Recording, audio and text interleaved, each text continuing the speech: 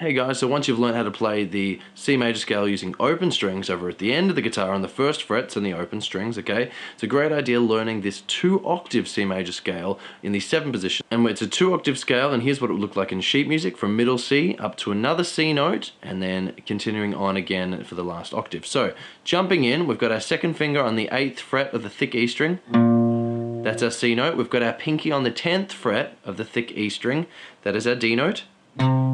Jumping down a string, we've got our first finger on the 7th fret of the A string. That is our E note. Right next to E, a semitone up, is F. So we've got our second finger on the 8th fret of the A string. Then 2 semitones up, or 2 frets away from that, is our pinky on the 10th fret of the A string. Okay, that's our G note. Dropping down a string, we've got our first finger on the 7th fret of the D string. That's our A note. Then 2 semitones away from A, our third finger on the 9th fret of the D string, that's our B note. And a semitone up from B, or your pinky, on the 10th fret of the D string. That's our first octave. Continuing on from our pinky on the 10th fret of the D string, our C note. Okay, drop down a string, okay, and the first finger on the 7th fret of the G string, that's our D note.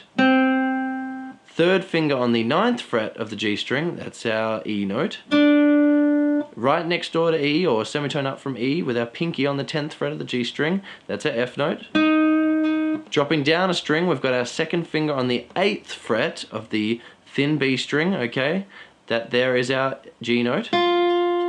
Pinky on the 10th fret of the thin B string, that's our A note. First finger on the 7th fret of the high E string, that's our B note. And finally, next to it, a semitone up, is our second finger on the 8th fret of the thin E string. That's our C note. What's great about the C major scale is it's very easy to remember. There's no sharps or flats, okay? Start at one C and then just go all those semitones and tones higher to get to the next C. No sharps or flats there.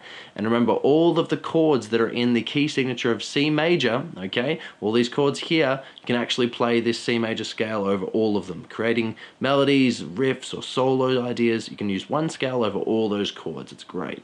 Now, if something didn't make sense in the video, go back and check my grade 1 playlist, but otherwise, that's it for today. Good job, guys.